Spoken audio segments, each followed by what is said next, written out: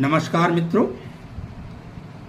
देवी भागवत महापुराण प्रथम स्कंध चतुर्थ अध्याय में रेवती नक्षत्र का पतन और पुनर्स्थापना की कथा कही गई है।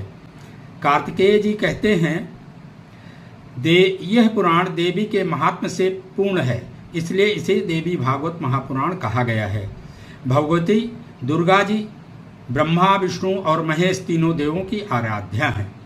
प्राचीन काल में ऋषिऋत्वाक नाम के एक महान तपस्वी हुए। उनके यहाँ रेवती नक्षत्र के चतुर्थ चरण गणंत मुहूर्त में एक पुत्र उत्पन्न हुआ।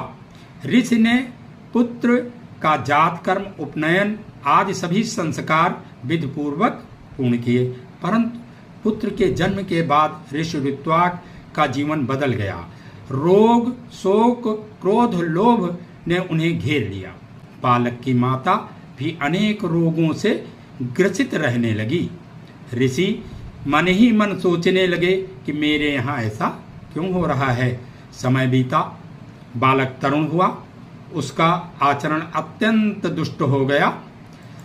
उसने एक ऋषि कुमार की पत्नी बलपूर्वक हरण कर लिया। वो माता पिता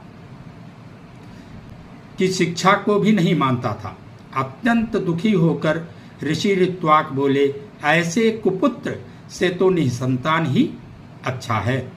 कुपुत्र जीवित रहते माता पिता को कष्ट देता है और स्वर्ग गए पितरों को भी नरक में गिरा देता है।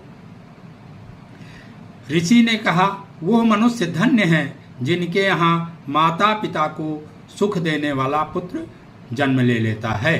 कुपुत्र तो कुल का नाश ही करता है। दुखी होकर ऋषि ऋत्वाक ऋषि गर्ग के पास गए और उनसे अपनी सारी बातें कहा, हे ज्योतिषाचार्य, मेरे पुत्र के दुर्व्यवहार का कारण बताइए।